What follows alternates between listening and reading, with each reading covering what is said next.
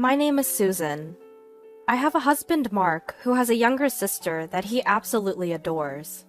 Perhaps because of the age gap and the fact that she was weak when she was little, my husband has always doted on his little sister.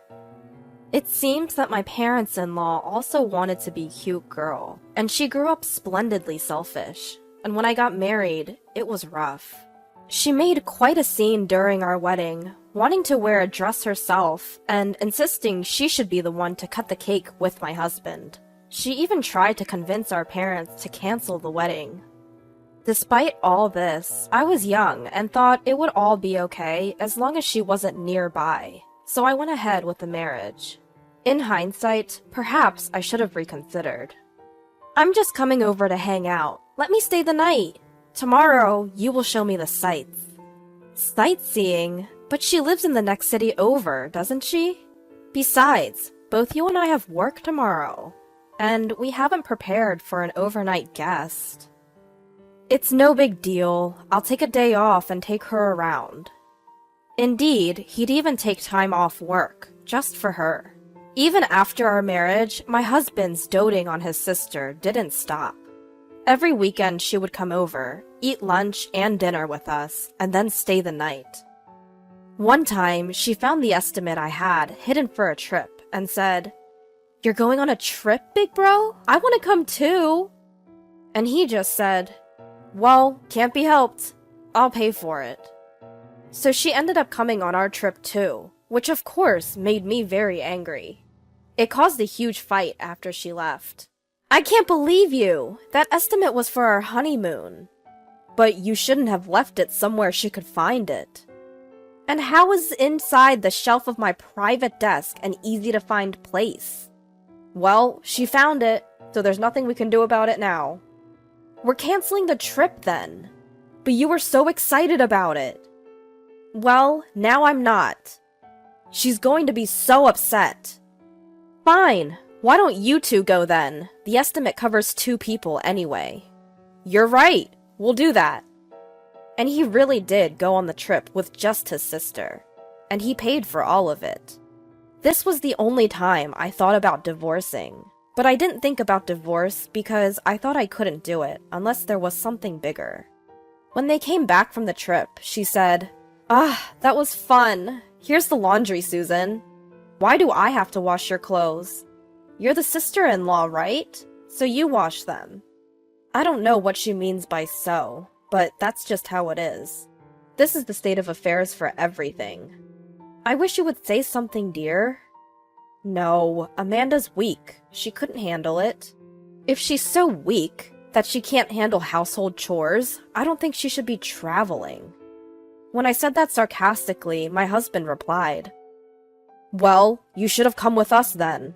Right? It's your fault for being stubborn and not coming."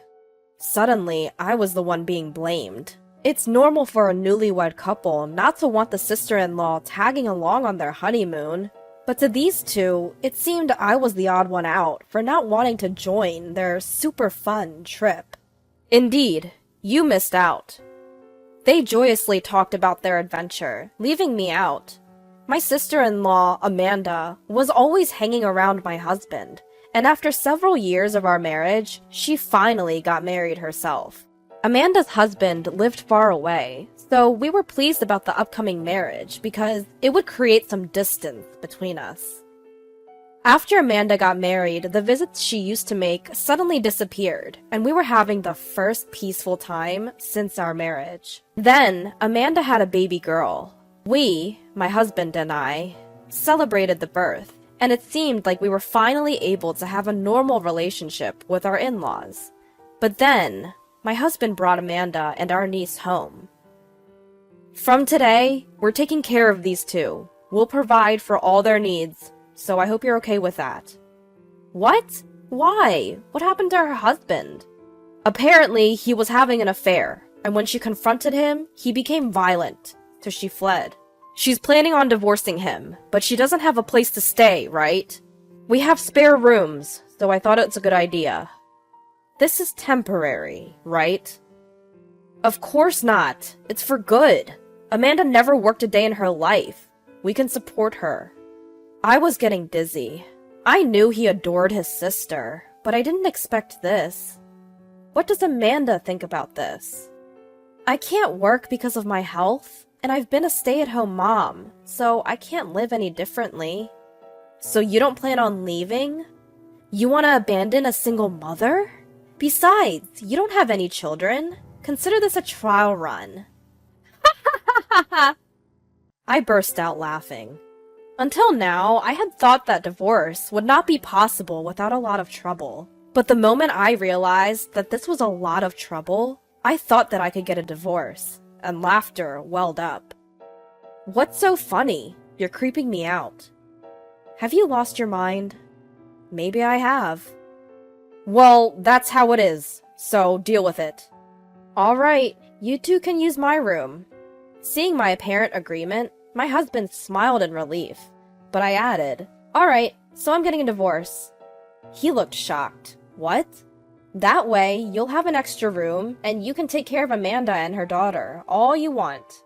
Yes, if I divorce, my room will become available, and my sister-in-law can continue to be a housewife as she has been doing so far. I can find someone else to do the housework. It's no different from supporting me. All I'm doing is divorcing and moving out of the house. What? Then who's going to do the housework? Amanda, you're a housewife, right? How about you do it? That's what being a housewife is about, right? Why should I? I didn't ask for this. Well, neither did I. So we're in the same boat, aren't we? Saying this, I returned to my room and began to pack my belongings. You're telling me I have to support us alone? Of course. Did you claim you could support us knowing you couldn't? Faced with this, my husband's face became tight. Seems like that's true, huh? But I won't have anything to do with it anymore. We can discuss the rest later. Saying this, I left the house in the middle of the night. I got a hotel and contacted my parents.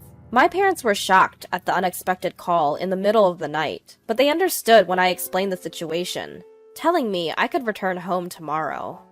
Calls kept coming in from my husband and my sister-in-law on my cell phone, but it was too noisy, so I turned off the phone and went to sleep. When I woke up in the morning, there were a mountain of voicemail and emails. The general content was, I'm sorry for the sudden change. I'm waiting for your call. Sorry for the sudden request, but I have nowhere to go as I've also run away. Please come back. Please listen to what I have to say. Alongside these pleas were messages like, stop sulking and come back. I won't be responsible for your belongings. You're my brother's wife, so you better not defy me. Come back soon and make dinner, okay? Threatening emails like this, and even some with violent language, had come in. I copied all of them and got them printed out at a convenience store on the way back to my parents' house. When I arrived at my parents' house, they greeted me, saying, why did you put up with this for so long? You should have come back sooner. Absolutely. You are going to divorce him, right? They were even angrier than I was. I had been worried about being scolded or being told that divorcing over something like this was an overreaction. But my anxiety and tension were released and I broke down, crying. I explained everything that had happened. How I had reached my breaking point when my husband brought home my sister-in-law and niece. They suggested that I should first contact my in-laws. After all, since I had left, I had not heard anything from my in-laws. It made me wonder, why hadn't my doting sister-in-law returned to her parents' house, despite being cheated on? I decided to ask. When I went to visit my parents-in-law, it seemed that my sister-in-law's husband, Christopher, was also there. I explained that my sister-in-law and niece were currently living with my husband, that I had rejected this, and ran away to my parents' house. I see. So Amanda said that. Is that not true? I didn't expect Christopher to do such a thing, though. The one having an affair is Amanda. We even have evidence. I see. I understood after hearing from my sister-in-law's husband. She wouldn't be able to go to her parents-in-law's house then. I understand we have spoiled her, but I didn't expect it to go this far. I'm really sorry for causing trouble to Susan, too. Then it occurred to me. I wondered if my husband knew the truth and was hiding it. Actually, I think my husband knew and brought her home on purpose. I believe so. Amanda often said she was going to visit your husband on the days she was cheating, and we received photos of them dining together. But since you weren't in the photos, we grew suspicious and found out she was having an affair. It seems my sister-in-law used my husband as an alibi. With that in mind, I decided to draw out the two who seemed to still be hiding from my in-laws. I sent a single email to my husband. After thinking it over, I feel sorry for Amanda who was cheated on, and I think I should hear her out one more time. I'll come home tonight, so please wait for me. Deciding just to send that, I plan to go to my house at night, bringing my sister-in-law's husband and my in-laws. I had my sister-in-law's husband wait at the front door and rang the bell. When I rang the bell, I could hear the sound of someone rushing to the front door. As I opened the front door and said, "I'm home," both my sister-in-law and husband came out. "You're late. Are you going to make dinner?" "I'm hungry." "Finally, you're back." The house was so messy that there was barely any room to step. It was hard to believe it had only been left unattended for a day. Seeing this, my mother-in-law pressed her temples. My father-in-law turned red-faced. My sister-in-law and husband, who had made it to the front door, turned pale-faced. And I was amused at the contrast. Why are Dad and Mom here? And why is Christopher here too? Well, I thought it would be hard to take care of everything on my own. And don't you think it's better if we get some help from your parents?